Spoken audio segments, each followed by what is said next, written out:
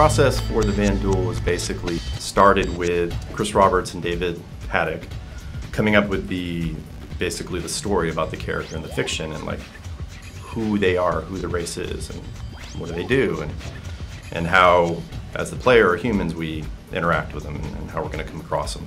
And then, as art director, I got involved to try to decide, okay, how is this going to look, you know?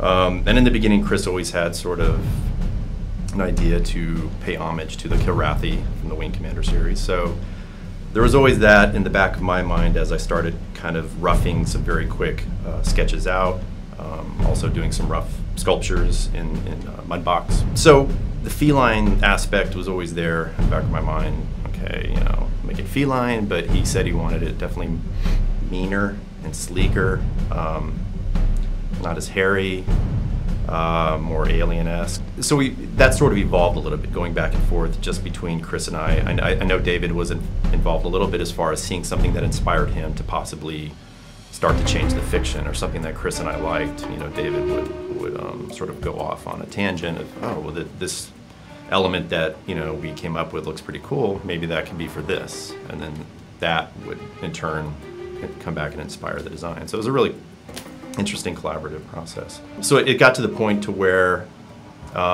it was always going to be an 8-foot tall creature. I think everybody's happy with that. So we did some tests as far as like showing the work in progress of the creature. And then, you know, it always starts with the head, but it sort of goes down to the body. So I think we got the head where we wanted it. It went, you know, kind of feline. It went sort of fish-like at one point. You know, a lot of it is trying to figure out what Chris just doesn't like. So as we worked down the body, Chris wanted to make sure that it didn't have just a person in a suit feel. So we took the 5 fingers away, went to 3 long claws. We thinned him up, made him very sleek. The legs are very thin and actually have some openings in them, both in the arms and the legs, to show that it's very inhuman, unhuman, and definitely a person can't be inside there. And we made the walking motion and the feet a thing called digitigrade, which is basically walking on the toes like an animal, sort of semi that way. So the foot is not really long, but it is definitely up above and it's not on the ground. So that sort of, once we do things like that, then we have to figure out, okay, let's do some range of motion sort of tests. And since we have a lot of these exoskeleton pieces coming off of him that we all liked, with some shoulder blades and these tubes and horns and stuff, we had to quickly see if they were going to work with all the things that this character is going to do in the game, you know, with fighting and shooting and flying ships, sitting. You know, I originally had spines coming off the hips, which looked really cool and gave a nice balance, but Chris felt that he would be hurting himself constantly, so off they came. And then, so we do some walking tests and some animation movement. Very quickly, I'll rig that up myself before it goes to our animation department.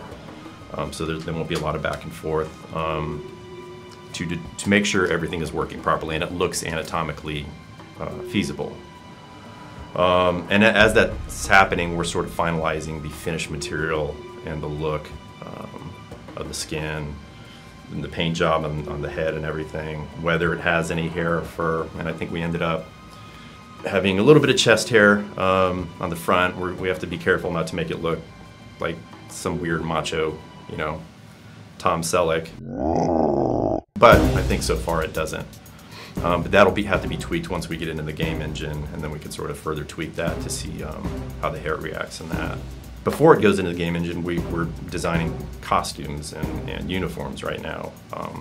Another freelance artist is taking care of that. So we have to figure out sort of the military feel and look of these races and these characters, both in civilian type clothing, military type clothing, and within the military, you know, whether they're in space and they need, you know, special, you know, apparatuses beyond sort of their own evolved body, which has sort of adapted itself over many years of not sort of being on their home world to live in space and to travel great distances in space, as well as sort of being on different planets, environments. So they have, I think, a pretty wide range of breathing different atmospheres, you know, wherever they go. So I think they're ready for any of that stuff. So in addition to their own evolved body, you know, we have to think about that when we're designing the uniforms and the clothing, and how they all, you know, mix together without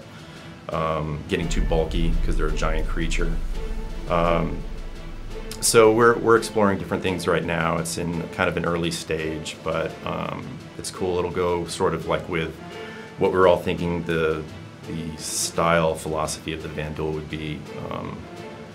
Very spiny, very dangerous looking, you know, dark, hard metals, some interesting sort of tribal shapes. Definitely they have a primitive feel to them, so, you know, we don't want to go anything too slick looking, you know. So, yeah, should be good.